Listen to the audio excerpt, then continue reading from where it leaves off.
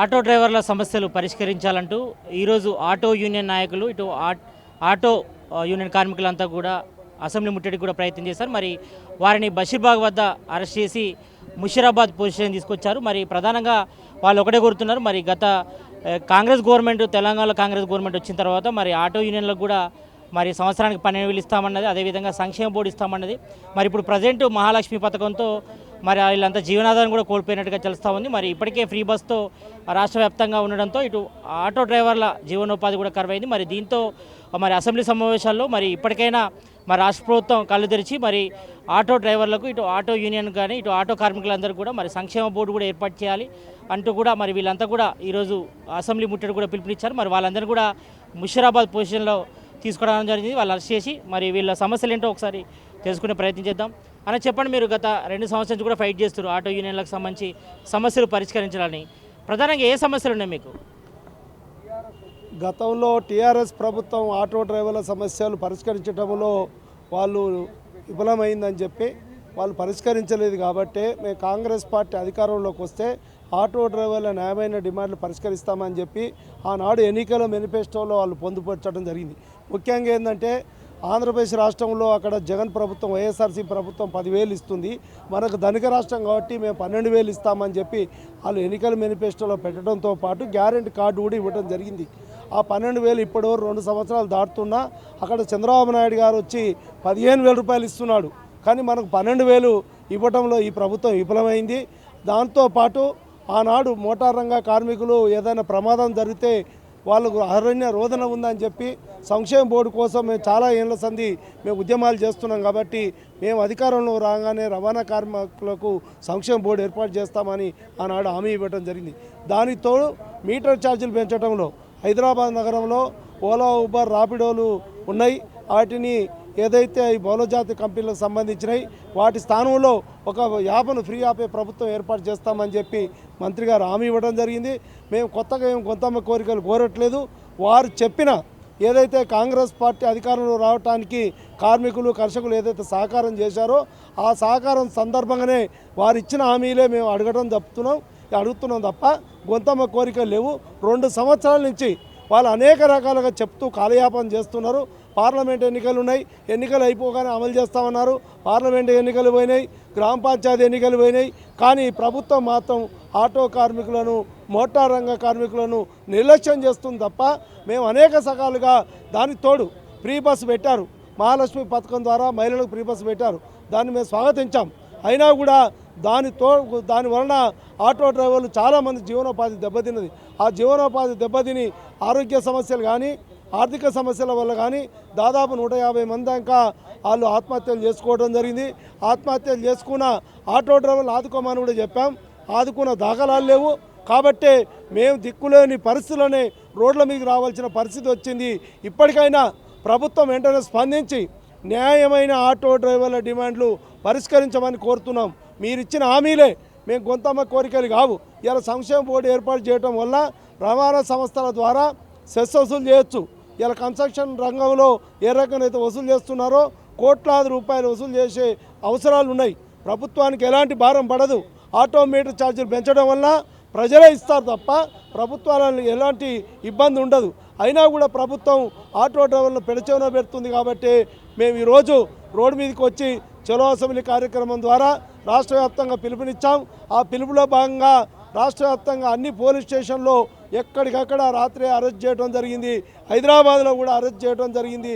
అయినా కూడా మేము ఎక్కడో ఓ తాను జమ అవుతామని చెప్పి ప్రెస్ క్లబ్ దగ్గర, బషీర్బాగ్లో ప్రెస్ క్లబ్ దగ్గర నుంచి మేము వెళ్తుంటే వాళ్ళు నిర్లక్ష్యంగా మమ్మల్ని అందరిని అడ్డుకొని అరెస్ట్ చేసి ముషీరాబాద్ పోలీస్ స్టేషన్ తీసుకురావడం జరిగింది. ఇప్పటికైనా ప్రభుత్వం ఈ సమస్యలు పరిష్కరించకపోతే రానున్న రోజుల్లో రాష్ట్ర వ్యాప్తంగా ఆటో డ్రైవర్లందరినీ సమీకరణ చేసి అన్ని సంఘాలు ఐక్యంగా ఉండి రాష్ట్ర ప్రభుత్వానికి మేము అనేక రకాలుగా ఉద్యమాలు చేయడానికి సిద్ధంగా ఉన్నామని చెప్పి మేము ప్రభుత్వానికి తెలియజేస్తున్నాం. రాష్ట్ర వ్యాప్తంగా ఎంతమంది అరెస్ట్ చేస్తారు? మీరు రాష్ట్ర వ్యాప్తంగా కూడా వచ్చినట్టున్నారు. మొత్తం రాష్ట్ర వ్యాప్తంగా ఎంతమంది అరెస్ట్ చేశారు ఆటో డ్రైవర్లు? వందలాది మందిని, వేలాది మందిని అన్ని పోలీస్ స్టేషన్లో ఆటో డ్రైవర్లే ఉన్నారు ఇవాళ. ఎందుకంటే చలో హైదరాబాద్ పిలుపు ఉందని చెప్పి మేము పాల్గొంటలేమని చెప్పినా కూడా అన్ని సంఘాల డ్రైవర్లను అరెస్ట్ చేయడం జరిగింది. హైదరాబాద్ రాకుండా నిర్బంధించడం జరిగింది. హైదరాబాద్లో కూడా అన్ని పోలీస్ స్టేషన్లో రాత్రే పోయి అందరు ఆటో డ్రైవర్ల లీడర్లను, ముఖ్య లీడర్లను తీసుకోవడం జరిగింది. ఇలా ఆబిడ్స్ ఏరియాలో స్కూళ్ళ దగ్గరికి కూడా వెళ్ళి నాయకులందరినీ కూడా అరెస్ట్ చేయడం జరిగింది. మమ్మల్ని కూడా అరెస్ట్ చేయడానికి 100% వాళ్ళు ప్రయత్నం చేశారు. మేము కూడా ఏదో విధంగా బషీర్బాగ్ వరకు చేరుకోవడం జరిగింది.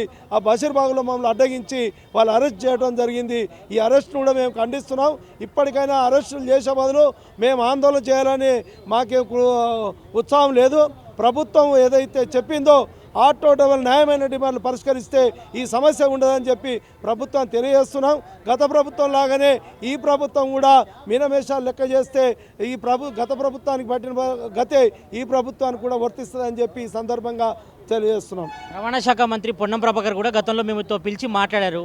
ఈ అమలు గురించి కూడా చర్చించినట్టు తెలుస్తుంది. అప్పుడు ఏ రకమైన హామీ ఇచ్చిండు పొన్నం ప్రభాకర్? పొన్నం ప్రభాకర్ గారు రవాణా శాఖ మంత్రి గారు ఆటో సంఘాలతో పలు దఫాలుగా చర్చలు జరిపినప్పుడు ఒక్క హైదరాబాద్ నగరంలో ఎల్పిజి, సిఎన్జి, ఎలక్ట్రిక్ వాహనాలు మాత్రమే 65,000 ఇవ్వడం జరిగింది. మేము సంక్షేమ బోర్డును వెంటనే ఏర్పాటు చేస్తామని చెప్పడం జరిగింది. ఫ్రీ యాప్ను కూడా ఏర్పాటు చేస్తామని చెప్పింది. అక్రమంగా ఇవాళ ఓలా, ఊబర్, రాపిడో ద్వారా నడుస్తున్న టూ వీలర్లను కూడా బెంగళూరులో, కర్ణాటకలో నిషేధించినట్టుగా తెలంగాణలో కూడా నిషేధిస్తాం అని చెప్పడం జరిగింది. ఏదైతే ఫ్రీ బస్ వల్ల నష్టపోయిన ఆటో డ్రైవర్ల గురించి మేము సానుకూలంగా ఉన్నాం. వాళ్ళు కూడా మా తెలంగాణ బిడ్డలే అని చెప్పి పలు దఫాలు చెప్పడం తప్ప ఆయన ఏ ఒక్కటి కూడా అమలు చేయలేదు. కాబట్టి ఇవాళ రోడ్ల మీదకి ఆటో డ్రైవర్లు అందరూ కూడా వస్తున్నారని చెప్పి తెలియజేస్తున్నాం. ఇప్పుడు గతంలో కూడా మరి మహాలక్ష్మి పథకం రాకముందు మీ ఆదాయం ఎట్లుండే? మహాలక్ష్మి పథకం వచ్చిన తర్వాత ఇప్పుడు ఎట్లా ఉంది ఆదాయం? రోజుకి ఎంత వస్తుంది? అప్పుడు ఎంత వచ్చేది, ఇప్పుడు ఎంత వస్తుంది? మహాలక్ష్మి పథకం ప్రారంభించక ముందు ఆటో డ్రైవర్లు రోజుగా 1000 రూపాయలు సంపాదించుకునే వాళ్ళు, వాళ్ళ కుటుంబ పోషణ మంచిగా సక్రమంగా చేసుకునే వాళ్ళు. ఈ మహాలక్ష్మి పథకం రావడం వల్ల జిల్లాల్లో, ముఖ్యంగా జిల్లాల్లో గ్రామీణ ప్రాంతాల్లో దాదాపు 400 రూపాయలు తగ్గి 600 రూపాయలే వస్తుంది. దాంతోపాటు ఫైనాన్సులు కట్టుకోవాలా, ఆటో మెయింటెనెన్స్ చేసుకోవాలా, ఇవన్నీ సమస్యలు ఉన్నాయి. కాబట్టి మాకు నష్టం జరిగింది. ఆ నష్టాన్ని ఏ రకంగా పూడుస్తామంటే మేము ఆదుకుంటామని చెప్తుంది తప్ప మేము అడిగాం 6,000 రూపాయలు ఇవ్వని అడిగాం. ఎవరికైనా నష్టపోయిన ఆటో డ్రైవర్లకు 6,000 రూపాయలు ప్రతి నెల ఇవ్వని అడిగాం. 6,000 కాదు కదా, 6 పైసలు ఇచ్చిన దాఖలాలు లేవు. వారు ఎన్నికల మేనిఫెస్టోలో పెట్టిన సంవత్సరానికి 12,000 ఇప్పటి వరకు ఆనమాలు లేదు. దాని గురించి ప్రకటించిన దాఖలాలు లేవు. మేము ఆందోళన చేసినప్పుడల్లా పిలుస్తున్నారు. వారు పిలిచి మేము చేస్తాము, వెంటనే పార్లమెంట్ ఎన్నికలు అయిపోగానే చేస్తామన్నారు. పార్లమెంట్ ఎన్నికలు పోయినాయి, ఇవాళ గ్రామ పంచాయతీ ఎన్నికలు పోయినాయి, రేపు మున్సిపల్ ఎన్నికలు వచ్చే పరిస్థితులు ఉన్నాయి. ఇప్పటికైనా ప్రభుత్వం స్పందించి మా న్యాయమైన డిమాండ్లు పరిష్కరించాలా. పరిష్కరించకపోతే రాష్ట్ర ప్రభుత్వమే ఆటో డ్రైవర్ల ఆగ్రహాన్ని కూడా చవిచూడవలసి వస్తుందని చెప్పి తెలియజేస్తున్నాం. మీరు చెప్పండి అన్న, ఎలాంటి సమస్యలు ఎదుర్కొంటున్నారు? ఆటో సంఘాల నాయకులు కానీ, ఇటు డ్రైవర్లు కానీ ఎలాంటి సమస్యలు ఎదురవుతున్నాయి మీకు? ఎలాంటి సమస్యలు ఎదురవుతున్నాయంటే అనేక సమస్యలు, ఒక సమస్యని కాదు. ముఖ్యంగా మాకు ప్రధానమైన డిమాండ్లు మీటర్ ఛార్జీలు పెంచాలని చెప్పేసి మేము డిమాండ్ చేస్తున్నాము. అదేవిధంగా సంక్షేమ బోర్డు ఏర్పాటు చేయాలని చెప్పేసి గత 30 సంవత్సరాల నుంచి మేము కొట్లాడుతున్నాము. గత ప్రభుత్వాలు కూడా మాకు సంక్షేమ బోర్డు ఏర్పాటు చేయలేదు, ఆ సమస్యలు పట్టించుకోలేదు. ఇప్పుడు కొత్తగా వచ్చిన ప్రభుత్వం కూడా, ఇప్పుడు కూడా కాంగ్రెస్ ప్రభుత్వం కూడా మాకు హామీలు ఇచ్చింది. ఆల్రెడీ మాకు ఎన్నికల మేనిఫెస్టోలో పెట్టింది. ఇది సంక్షేమ బోర్డు ఏర్పాటు చేస్తామని చెప్పి మేనిఫెస్టోలో పెట్టింది. మీటర్ ఛార్జీలు పెంచుతామని చెప్పేసి మంత్రి గారు మాకు హామీ ఇచ్చిండు. అదేవిధంగా మా డ్రైవర్లకు, ప్రతి ఒక్క డ్రైవర్కు 12,000 రూపాయలు, సంవత్సరానికి 12,000 రూపాయలు ఇస్తామని చెప్పేసి హామీలు ఇచ్చారు. ఈ హామీలు కూడా ఇంతవరకు 2 సంవత్సరాలు అయిపోతుంది కూడా ఇంతవరకు పట్టించుకున్న దాఖలాలు లేవు. అందుకోసమే ఈరోజు మేము అసెంబ్లీ ముట్టడి కార్యక్రమం అనేక కార్యక్రమాలు చేశాము. ఇప్పుడు కూడా అనేక కార్యక్రమాలు చేశాము. గత్యంతరం లేక ఈరోజు అసెంబ్లీ ముట్టడి కార్యక్రమాన్ని మేము నిర్వహించడం జరిగింది. దాన్ని కూడా అడ్డుకోవడానికి పోలీసు వ్యవస్థను పెట్టి ప్రభుత్వం మరి భయపడిందా? ఆటో డ్రైవర్లకు ఏం అర్థం కాలే. కానీ ఎక్కడోళ్ళు అక్కడిని అసలు ధర్నాకు వచ్చే వాళ్ళను, ముట్టడికి వచ్చే వాళ్ళని కూడా ఆటోలు అక్కడక్కడ ఆటోలను ఆపి ఆటోలను సీజ్ చేసింది. ఆటోలు డ్రైవర్లను అరెస్ట్ చేసారు. మమ్మల్ని కూడా అరెస్ట్ చేసే ప్రయత్నం చేసి మేము అక్కడ దాకా వచ్చినాము. వచ్చిన తర్వాత మమ్మల్ని కూడా అరెస్ట్ చేసి ఇక్కడ తీసుకొచ్చేసారు. ఇప్పటికే మేము అరెస్ట్ అయినంత మాత్రం మేము ఫెయిల్ కాలేదు. మా ప్రోగ్రామ్ సక్సెస్ అయిందని చెప్పేసి మేము అనుకుంటున్నాము. పక్కా మేము భవిష్యత్తులో కూడా పెద్ద ఎత్తున మేము ఉద్యమాన్ని ఉధృతం చేస్తామని చెప్పేసి ప్రభుత్వాన్ని హెచ్చరిస్తున్నాం. మీరు అసెంబ్లీ ముట్టడికి ప్రయత్నం చేశారు, మిమ్మల్ని తీసుకొచ్చి పొజిషన్లు వేశారు. మీ భవిష్యత్ కార్యాచరణ ఎట్లా ఉండబోతుంది? మీరు హామీల అమలు కోసం ఏం చేయబోతున్నారు? నెక్స్ట్ స్టెప్ ఏంటి? మేము గత 6 నెలల నుంచి కూడా గవర్నమెంట్ అధికారుల దగ్గరికి, ట్రాన్స్పోర్ట్ మినిస్టర్ దగ్గరికి పోవడం జరిగింది, వినతి పత్రాలు ఇవ్వడం జరిగింది. వాళ్ళు కూడా హామీలు ఇవ్వడం జరిగింది. మొన్నటి వరకు జూబ్లీహిల్స్ ఎలక్షన్లు అయిపోయిన తర్వాత చేస్తామన్నారు. దాని తర్వాత ఇప్పుడే 2 సంవత్సరాలు అయిపోయింది, సంబరాలు చేస్తున్నామని అన్నారు. సంబరాలు కూడా అయిపోయినాయి. సంబరాలు అయిపోయిన తర్వాత మాత్రము అన్నీ మర్చిపోయారు. ఇప్పుడు అసెంబ్లీ ఉంది, అసెంబ్లీ అయిపోయిన తర్వాత అంటున్నారు. అసెంబ్లీ అయిపోయిన తర్వాత అంటున్నారు. రేపు వచ్చే మున్సిపల్ ఎలక్షన్లో కూడా మున్సిపల్ ఎలక్షన్లు అయిపోయిన తర్వాత అని ఇట్లనే వీళ్ళు కాలం గడుపుతూ ఉంటారు. కాలం గడుపుతున్న కొద్దీ మోటార్ వర్కర్స్ యూనియన్లో పనిచేస్తున్న నాయకులు కానీ డ్రైవర్లు కానీ మొత్తము ఆత్మహత్యలు చేసుకునే పరిస్థితి ఏర్పడింది. ఎందుకు అనంటే 12 సంవత్సరాల కింద ఉన్న నిత్యావసర వస్తువులు ఏంది, 12 సంవత్సరాల కింద ఉన్న స్పేర్ పార్ట్స్ ఏంటి, ఇవన్నీ కూడా చూస్తే మాత్రము అన్ని చుక్కలకు అంటుతున్నాయి. కానీ ఆటోమేటిక్ ఛార్జీలు మాత్రం పెంచడం లేదు. ఎందుకు పెంచడం లేదని మేము ప్రశ్నిస్తే ఇప్పుడు చేస్తాము, అప్పుడు చేస్తాము, అప్పుడు చేస్తాము, ఇప్పుడు చేస్తామని వీళ్ళు కాలం వెళ్ళబుస్తున్నారు. కానీ దాన్ని మాత్రం సరిగ్గా చేయట్లేదు. మోటార్ కార్మికులకు, అలాగే మీడియా మిత్రులకు, హోంగార్డులకు, వీళ్ళందరికీ కూడా ఇన్సూరెన్స్ పాలసీ ఒకటి వచ్చిండే. అది దాన్ని టీఆర్ఎస్ గవర్నమెంట్ ఉన్నప్పుడు ఆటో డ్రైవర్ ఏదైనా అన్ని కారణాల వల్ల యాక్సిడెంటల్గా జరిగి చనిపోతే 5 లక్షల రూపాయలు వచ్చేవి. ఇప్పుడు అది కూడా రాకుండా దాన్ని ఇన్సూరెన్స్ పాలసీని రెన్యువల్ చేయలేదు. ఇప్పుడు దాన్ని 10 లక్షలకు చేస్తున్నాడు. కానీ ఉన్న 5 లక్షలు కూడా పీకేయడం కూడా జరిగింది. అట్లనే మిగతా అన్నీ కూడా చాలా సమస్యలు అన్నీ కూడా ఎక్కడ పెట్టినాయో అక్కడనే పెండింగ్లో ఉన్నాయి. వీళ్ళు చేస్తున్నది గవర్నమెంట్ సోయిలేని గవర్నమెంట్ చేస్తుందా, సోయున్న గవర్నమెంట్ చేస్తుందా అనేది కూడా మాకు ఇంకా అర్థం కావట్లేదు. మేము అసెంబ్లీకి ముట్టడిచ్చినాము. అసెంబ్లీకి ముట్టడిచ్చిన తర్వాత మీరు ఇచ్చిన హామీలు మీరు నెరవేర్చలేకపోతే మీకు గుర్తు చేయడానికి మేము వస్తే కూడా మమ్మల్ని ఎక్కడికక్కడ అరెస్ట్ చేసి పంపిస్తూ ఉన్నారు. రాష్ట్ర వ్యాప్తంగా కూడా పిలుపునిచ్చినాము. ఎక్కడెక్కడ సిటీలో మాత్రం గ్రేటర్ హైదరాబాద్లో డ్రైవర్లను ఎక్కడెక్కడ మూసేసారు. 23 జిల్లాల్లో 28 జిల్లాల్లో మొత్తము మూసేయడం జరిగింది. కానీ ఇప్పుడు వచ్చే మున్సిపల్ ఎలక్షన్లలో మాత్రము తగిన గుణపాఠం చెప్పక తప్పదు అని కూడా మేము హెచ్చరిస్తున్నాము. వీటితో పాటుగానే ఇంకా ముందు అన్ని సంఘాలతో, అన్ని పార్టీలతో కలుపుకొని కూడా ఈ ఉద్యమాన్ని ఇంకా ఉధృతం చేస్తాము. వాళ్ళ జీతాలు పెంచుకోవడానికి మాత్రం హక్కు ఉంటుంది. కానీ మా మీటర్ ఛార్జీలు పెంచుకోవడానికి వాళ్ళకు ఎందుకు రావట్లేదు అని కూడా అంటున్నాము. గతంలో ఉన్న ఎమ్మెల్యే జీతం ఎంత, ఎమ్మెల్సీ జీతం ఎంత, సీఎం గారి జీతం ఎంత, ఇప్పుడున్న వాళ్ళ జీతాలు ఎంత, ప్రతి గవర్నమెంట్ వచ్చిన తర్వాత వాళ్ళ విధానాలతో జీతాలు పెంచుకుంటూ ఉన్నారు. కానీ 2 గవర్నమెంట్లు మారినా, 2 గవర్నమెంట్లు బుద్ధి చెప్పినా, ఇంతవరకు 3వ గవర్నమెంట్ వచ్చినా కానీ వీళ్ళు మా మీటర్ ఛార్జీలు మాత్రం పెంచట్లేదు. ఉన్నాయి మాత్రము తీసేస్తూ ఉన్నారు. మూలిగే నక్క మీద నాటిపండు పడ్డట్టుగా మహాలక్ష్మి స్కీమ్ తీసుకొచ్చారు. చాలా సంతోషం. మహాలక్ష్మి స్కీమ్ తీసుకొచ్చిన తర్వాత మా డ్రైవర్లకు కూడా మీరు హామీ ఇవ్వడం జరిగింది. నిరుద్యోగ వృత్తి కింద నెలకు 6,000 రూపాయలు ఇస్తామని చెప్పారు. ఆ 6,000 రూపాయలు లేదు. సంవత్సరానికి 12,000 ఇస్తున్నారు. అది కూడా లేదు. ఏది కూడా ఇంతవరకు మోటార్ కార్మికులకు ఏది కూడా చెందలేదు. ఉన్న ఇన్సూరెన్స్ పాలసీ కూడా క్లోజ్ అయిపోయింది. కాబట్టి ఇప్పుడు ఆటో డ్రైవర్లకు మరణమా శరణమా అనేటట్టుగానే ఉన్నది. దీంట్లో మేము మాత్రం మరణించడానికి తగ్గలేదు. మా శరణమని ముందుకు పోతాము. నీ గద్దె దించేంత వరకు కూడా ముందుకు పోతామని కూడా మేము చేస్తూ ఉంటాం. చెప్పండి బ్రదర్, మీరు ఏం చెప్తారు? ఇటు ఆటో డ్రైవర్లకు సంబంధించి ప్రధానంగా మీరు మహాలక్ష్మి పథకంతో మీ జీవనాధారం కూడా కూదలైపోయింది, మీకు ఆదాయం రావట్లేదు అంటున్నారు కదా. రోజు ఎంత వస్తుంది మీకు? ఇప్పుడు ఈ ఫ్రీ బస్తోని గిరాకీ నడుస్తుందా? మీరు ఎట్లా ఉంది? వాళ్ళ మహాలక్ష్మి పథకమేనే కాదు, కార్పొరేట్ కంపెనీలు విచ్చరవిడిగా నడుస్తున్నటువంటి ఓన్ ప్లేట్ బైకులు, వీటి వల్ల ఒకవైపు ప్రభుత్వం తీసుకొచ్చిన పథకాలు, ఒకవైపు కార్పొరేట్ కంపెనీలు ఇల్లీగల్గా నడుపుతున్న బైక్ ట్యాక్సీల వల్ల ఇవాళ ఒక సాధారణమైనటువంటి ఒక ఆటో డ్రైవరు 350 ఆటో కిరాయి కట్టలేని పరిస్థితిలో కొనసాగుతున్నాడు. ఉదాహరణకు చెప్తా ఉన్నా, 10 కిలోమీటర్ల రైడు 120 రూపాయల 125 రూపాయలు ఇస్తూ ఉన్నాడు. అంటే 9.5 పడుతూ ఉంది కిలోమీటర్కి. దీంట్లో ఇంధనం ధర ఏంది, ఆటో మెయింటెనెన్స్ ఏంది, ఆయన ఇంటి ఖర్చులు ఏందనేది కూడా ప్రభుత్వం ఆలోచన చేయాలి. ప్రభుత్వాన్ని మేము ఒకటే కోరుతా ఉన్నాం, సంక్షేమ బోర్డు ఒకటి చేయండి. మీ ప్రత్యేకమైనటువంటి యాప్ తెస్తూ ఉన్నారు, ఆ యాప్ తెమ్మని చెప్పినాం. రెండవది, ఈ ఇల్లీగల్గా నడుస్తున్నటువంటి ఓలా, ఊబర్, ర్యాపిడో బైకులు తక్షణమే నిషేధిస్తే ప్రభుత్వానికి ఏమి కాదు, ఇక్కడ నడుస్తున్నాయి అన్నీ ఇల్లీగల్. మహారాష్ట్ర, కర్ణాటక నుంచి వచ్చినటువంటి బైకులు, ఈ బైకులను రద్దు చేస్తే ప్రభుత్వాన్ని ఇంకో 10 ఏళ్ళు కూడా నడిపించే శక్తి ఈ యొక్క కార్మికులకు ఉన్నది. కానీ కార్మికుల సంక్షేమం గాలికి వదిలేసి వాళ్ళు మాత్రం ఏదో కొత్త సిటీ అని, పర్బల్ సిటీ అని, న్యూ సిటీ అని ముందుకు పోతా ఉన్నది. ఆటో డ్రైవర్ల పక్షాన ఆటో కార్ లారీ డ్రైవర్లదు సంక్షేమ బోర్డు, మోటార్ రవాణా రంగ సంక్షేమ బోర్డు ఏర్పాటు చేస్తే ప్రభుత్వం ఈ యొక్క రానున్న ఎలక్షన్లలో స్థానికంగా విజయం జరుగుతుంది. లేదా మా కార్మికులను ఇట్లానే మభ్యపెట్టి నువ్వు ఎలక్షన్లకు పోతే మా కార్మికుల సత్తా ఏందో చూపించే పరిస్థితులు కూడా దగ్గరనే ఉన్నాయని తెలియజేస్తా ఉన్నాం. చెప్పండి బ్రదర్, మీరు ఎలాంటి సమస్యలు ఎదుర్కొన్నారు?